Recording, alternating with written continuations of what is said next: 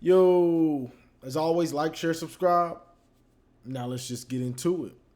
So Michigan just defeated Rutgers 52-17, and first half was kind of shaky, I would say. Blake was kind of sick, so he missed some carries. We missed field goals. Rutgers blocked a kick, picked it up, took it to the house. Uh, some miscues on defense, missed tackles, things like that. So long story short, we didn't play that well in the first half. Rutgers was pulling out all the stops, tried an onside kick, blocked the punt, and they were just trying anything. I think they tried a flea flicker or some type of trick play. Long story short, we go into the half down 14-17. Now, second half comes out and you get nothing. Y'all was cooking in the first half, huh? Y'all had y'all pot. We in this one. We in this game. We just gotta keep it going. Oh, you gonna keep it going, huh? Yeah, you gonna keep it going. We're gonna keep it going till you get nothing. You get nothing second half. So second half comes out. Let's start with the defense because it ain't gonna be that much. Second half comes out, and defense is just lights out. Mentor is switching up his coverages, throwing some zones in there, and this young quarterback that was able to, throw some one-on-one balls, he's just confused. He don't know what's going on. So Mike Barrett got a pick, ended up getting another pick, taking that one to the house. Will Johnson got a pick, almost took it to the house, just balling. Mike Morris had a couple sacks, I believe, in the first. I think he had one in the first half, one in the second half, and it's just the second half adjustments are they amazing. It's amazing. So I'm loving that, and I know some people are saying like maybe, well, the first half they need to. It's not like we're giving up a lot in the first half. They scored 7 on the blocked punt, so they scored basically 10 on our defense in the first half. Same with Penn State 13 and all these other. It's not like teams are getting a lot in the first half. It's just our offense is a wear you down type of offense. So to me, the defense is just once second half gets the little things that they were getting, because in the first half we're just giving up like 2 or 3 big plays. Might just be 2. And then they score off something else. But we're not giving up much in the first half. Second half, you get nothing. But, yeah. So the defense is just playing very well to me. And I'm not sure if anybody will be able to consistently run on us. I just don't see it happening. With all these big boys, they just not gonna get tired, and they're good. They're good. It's not like they're garbage. The depth is garbage. We got depth with veterans, young players, different sizes. So that's just what it is. Lights out defense, making plays, getting turnovers. What else can I say?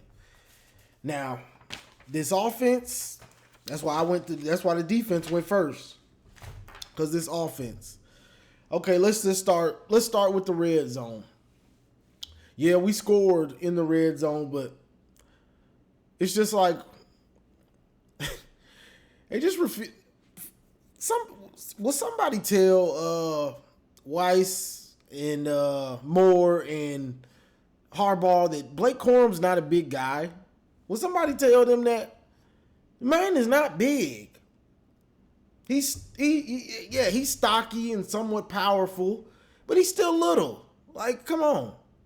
But for some reason, they just think that they can run this dude in the on the 5 going in like he's Hassan Haskins, like he's 6'2", 230.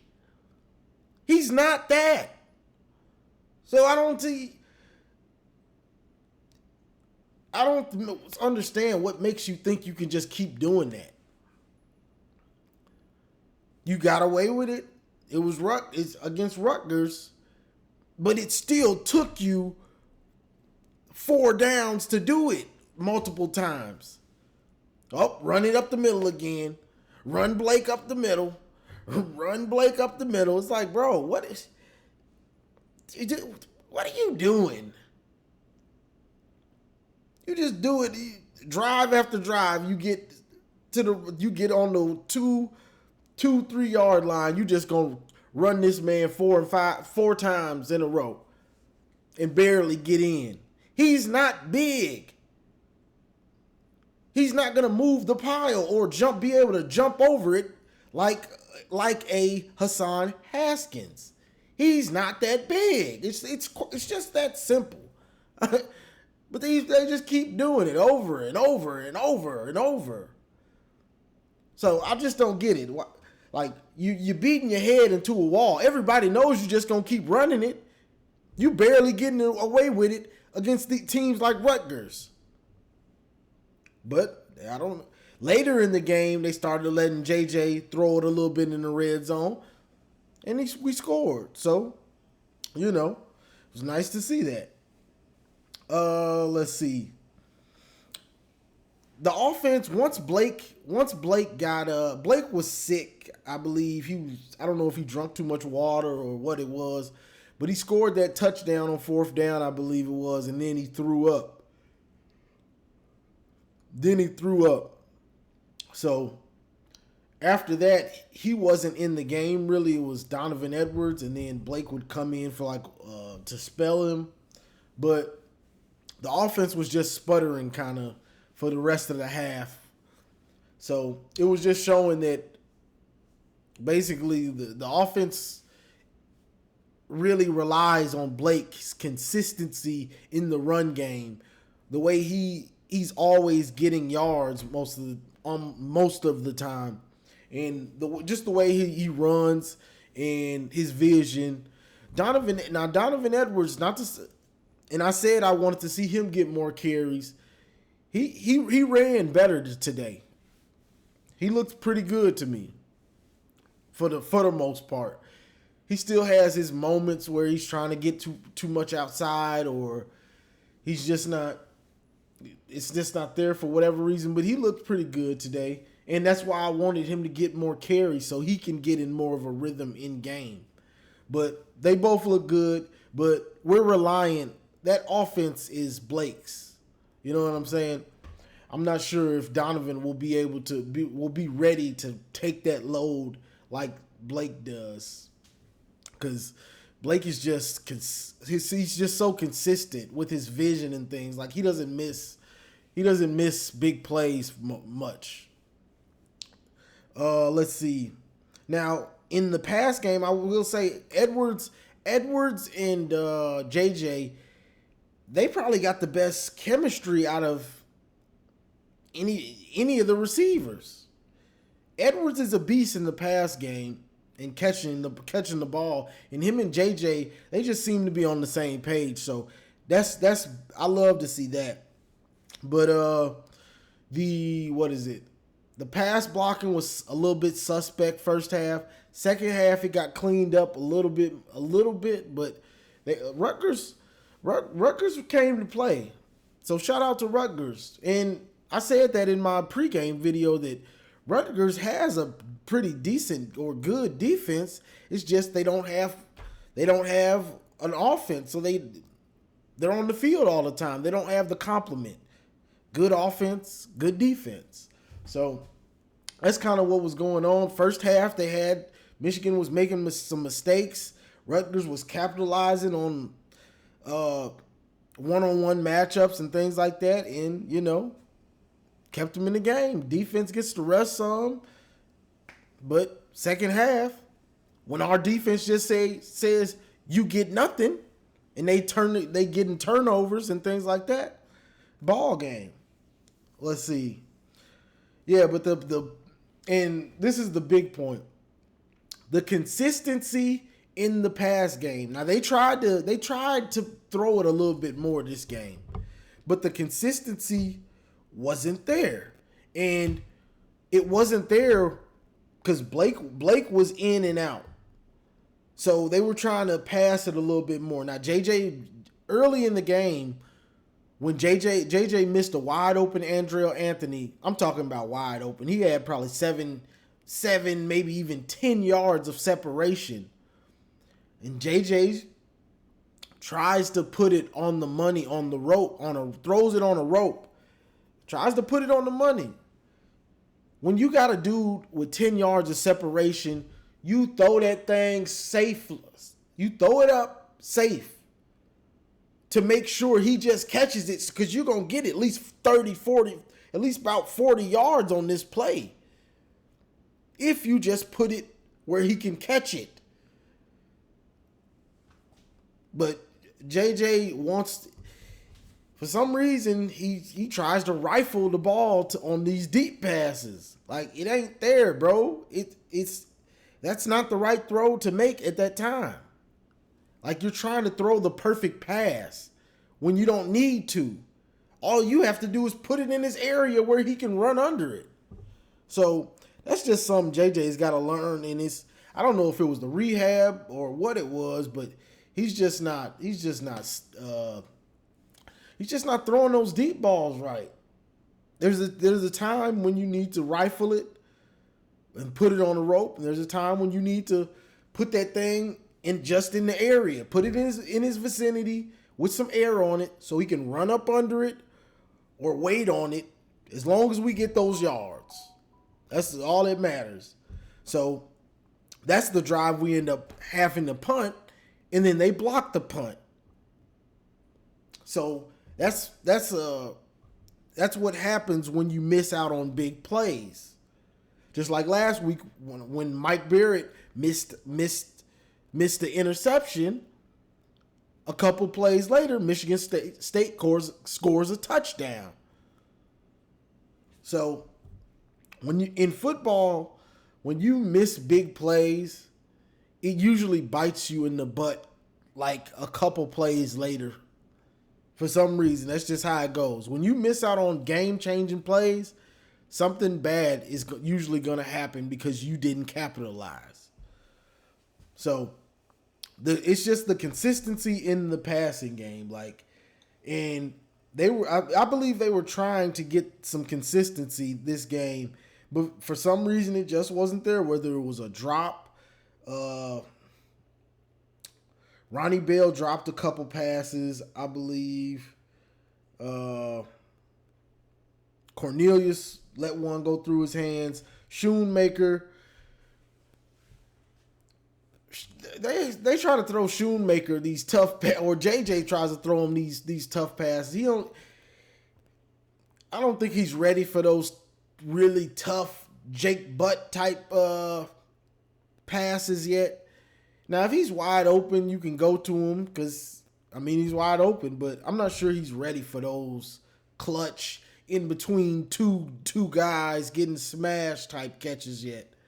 But Ronnie Bell, I think he dropped one or two. Cornelius dropped one, he dropped one. But it just wasn't, the consistency wasn't there, and you could really see it. Now, we took off in the second half because we got a bunch of turnovers. Almost like an Ohio State game over the past 2 weeks, not today. But yeah, you can see the consistency needs to be there, but you can see that they're trying to work on it. So that's all I want to see. I don't mind if you run the ball, whatever, do what you got to do. Bread and butter, we know what it is. But get these receivers and quarterback ready. Because when we needed it today, they were struggling to get consistency. So You have to work on things in the game. I know people say, well, if you can just run it, then you don't. No, that's not how it works. You have to get prepared for stuff in the game also. Practice isn't the game, so you can't just count on, well, it's working good on practice against dudes that these guys see every have been playing against for since summer. Well, guess what? This big time college football. Now you playing in the shoe or something against somebody you haven't been practicing against for months. It's different in the game. Can't just well, when we need our passing game, they'll be ready. How about you get them ready in the game? Ain't just, well, they'll be ready. I'm sure they will be. How about we work on it in the game just to make sure? See, I'm a make sure type of guy. Let me make sure I got my rent money. Let me make sure I got some gas money. Let me make sure I'm strong. Let me go to the gym. I'm not well, when I need it, it'll be there. No, let's work on it. Let's work on it in the game. Not, well, we work on it in practice, but we're not going to do it in the game. No, it don't work like that. So I'm tired of people trying to come in the comments and say that stuff. It don't work like that. You have to work on stuff in the game. That's just how you have to do it. Well, we worked on it in practice. Let's take it to the real field and see how it works. That didn't work. Maybe we need to work on it more. That's how it goes. You have to get players ready in the game. You can have somebody look great in practice, then they look like boo-boo in the game. Because when them lights is bright, they're not ready to play. You can have somebody that doesn't play well in practice, but when them lights is bright, he's ready to ball. Practice ain't the game. You have to get things ready in the game. That's just a fact. I don't want to hear nothing about excuses and saving it for Ohio State or saving this and that. No, I don't want to hear it no more. I swear, I do not want to hear it because it's just nonsensical. Oh, we're saving plays. We're down 14-17 to Rutgers. We were saving it. Come on. You ain't saving all them type of plays. They just don't trust it. But as you can see, they're trying to work on it now because they know they're going to need it. And you have to test it in the game. That's just a fact. So you can save the conspiracy, saving this and that. You can save it. You can save it because they not saving. Might be a few plays that are specifically for Ohio State's defense,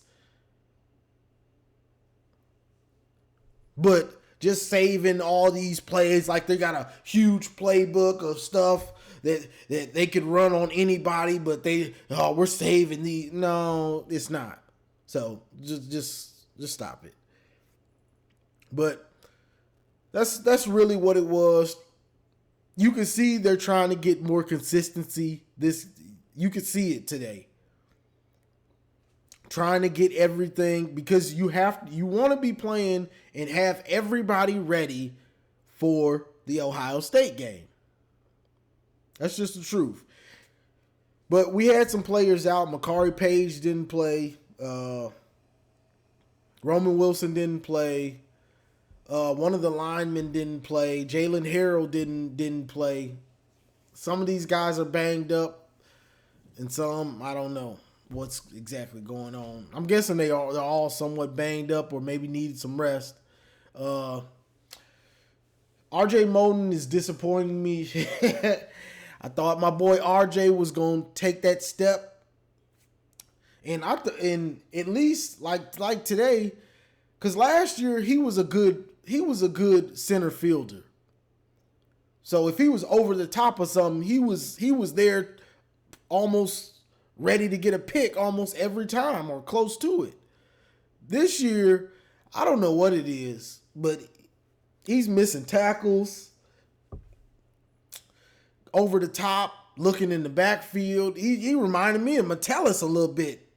Like, you starting to remind me of Metellus in looking in the backfield, not being over the top like he's supposed to. So he's disappointed me a little bit this year, but I thought he would have took that jump, but I guess it is what it is. But for the most part, the team, it's a slow grind out anyway type of scheme or philosophy for Michigan. But second half defensive adjustments, it's a thing of beauty. Like, it just is. It's a real thing of beauty what he's doing in those second halves. And because Michigan, our offensive scheme and philosophy is to slowly grind you out. That's what it is. They first half, they bleeding the clock all the way down to 2. So that's just what it is with the offense. But that second half defense is just something serious. But that's about all I got for this one, y'all. I ain't gonna talk y'all to death. Michigan came out a little sluggish, probably overlooking Rutgers, honestly. Probably overlooking them. It's a night game. Rutgers, like, what are we really doing here? But shout out to Greg Schiano because he had his team ready to play and trying to do as much as they could to make it a game. But like I was saying in my pregame video, the final score was inevitable. I am inevitable. You feel me? So that's why I say whether it was slow or whether it was fast, it was going to be the same result. We are inevitable. So Rutgers just don't got the talent, but they play with a lot of heart. I mean, I'm not sure who we got next because we just chugging along, y'all. We just chugging along. Nebraska. So maybe, I guess you could say we was looking forward to Nebraska. I mean, they not really that good, but they got more talent, I'd say, than Rutgers. They're 3-5, so I'll probably make that video. I'm not sure when I'll go live again, but I'll let y'all know. But that's all I got for this one, y'all. This was a tale of two halves. And when that second half comes out and Mentor done had time to see what you're doing, you get nothing. So that's all I got for this one, y'all. So like, share, subscribe, and as always, go blue.